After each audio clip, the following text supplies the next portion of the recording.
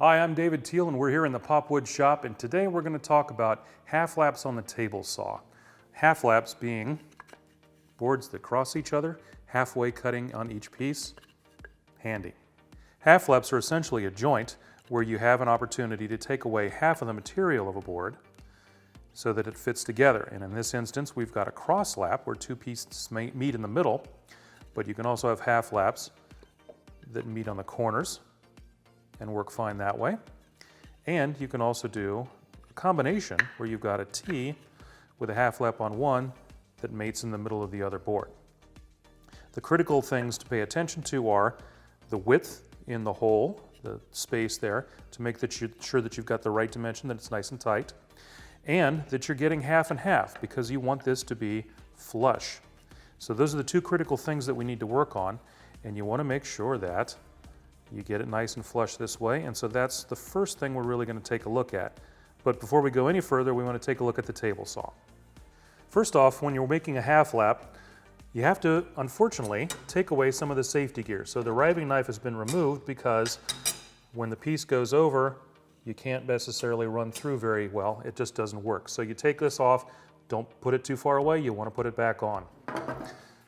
We want to make sure when working with, in this instance, we have a sliding table, but you could also be working with a miter gauge just as well. You want to make sure that you're working square to the blade. So take a few seconds to check that.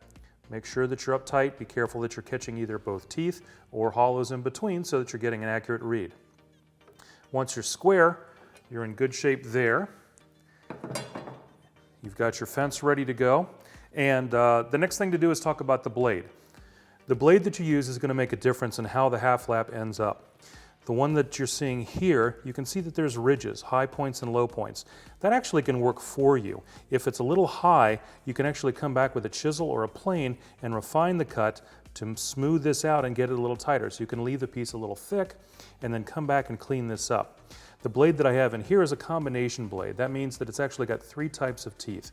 It has a raker, which is a flat cutting tooth, but it also has a left bevel and a right bevel, and they work together.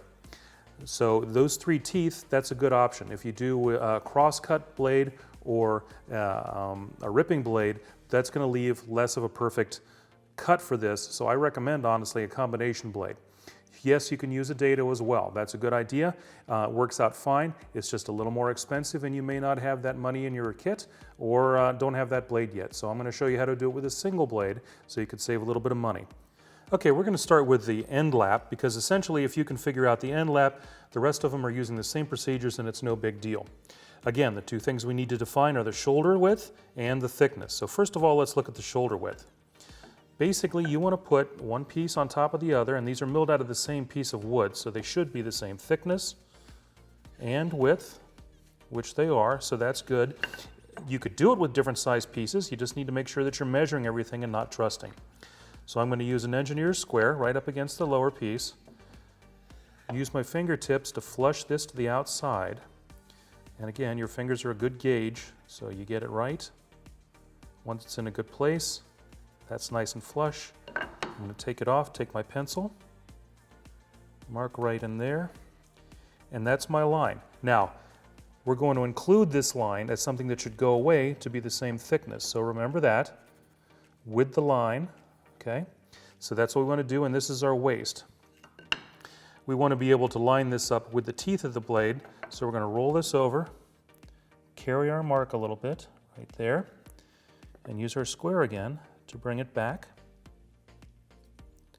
and make our mark. Now our halfway point is going to be here, so this is the waist, but we'll figure that out now. And I'm actually going to carry this all the way over because I'm going to show you how to find center, or the center of this board, without actually measuring. So we're going to take a straight edge rule, simple small 6-inch ruler, and we're going to find the point where we've made our mark right there against the board and carry it back to the point. And then we'll make a line. I'm going to turn the blade, turn the rule to this direction and do the same thing in the opposite direction. And accurate is good, but perfect isn't going to kill us one way or the other. Now, in most physically science-oriented worlds, that's the center of this board. So we want to carry that mark down, and I'm going to do this way. so that I've got a nice square seat against that. And that's our center of the board, which we're going to use to set up the teeth and the height of the saw blade. So what we want to do is pick a tooth, and there's a good argument that one of the pointed edges, the bevel tops, is going to be a little taller than the flat top or the raker tooth. We're going to check it against both. And here's another thing to pay attention to too. See that? If my board's a little out, we want to make sure that we're holding it tight against the surface of the saw like you will during the cut, so that you know exactly how high that blade's coming up. Then bring the blade up, and we don't want to go all the way to the line because we're going to sneak up on it, but we want to get fairly close so we don't have to mess around with it too long. That's not bad. We're just about there. That should be fine. It should give us room to sneak up on it and leave you just a little bit enough. Okay, so the next thing is how to get the shoulder width defined perfectly. And if you had a dado blade in here, you'd be doing the same exact thing. You basically want to make sure that the tooth, one of the teeth, in this case this tooth, butts right up against that line. Now, I can get this really, really close by looking over the top and get that there, pull back, turn the saw on, and see what happens. But I'm going to show you a little trick here. With the saw blade running, you can actually sneak up to it and come over a little bit, push up into it just a hair, and then slowly slide over until you're just touching that line, then go ahead and push on through. That'll give your defining line there at your starting place. Then what we'll do is go back out to this side of the board and work back to our first cut so that we clear out that spot. But actually I'm not going to do it all there. We are going to cut that defining line. Then I'm going to cut 3 passes, overlapping passes with the single blade, and we're going to do that on this piece and the other piece, and then we'll be able to check our depth. So let me turn the saw on and show you how we make those cuts.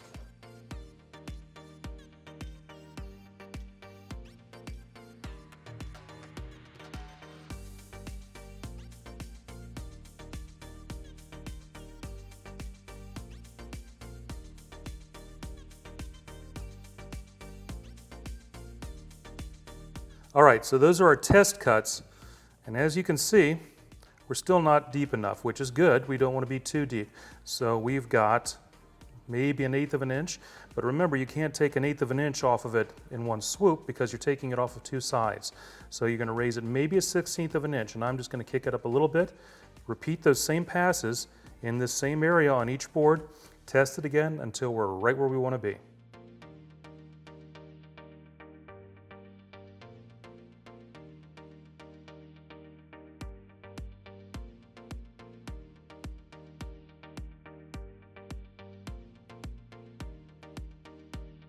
That's actually a little deeper than I want it to be, and that's okay, because we've only gone this far, and if this were a real piece, we would be using a test piece because we're smart.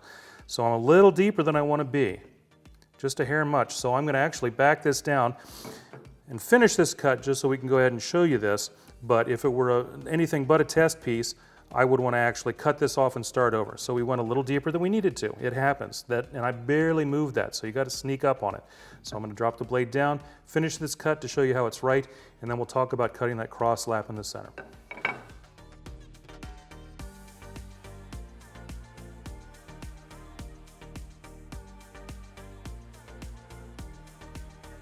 Okay, so you know that I didn't run right up to the first cut line again. You'll have to clean that out with a chisel because it's going to be a little deeper.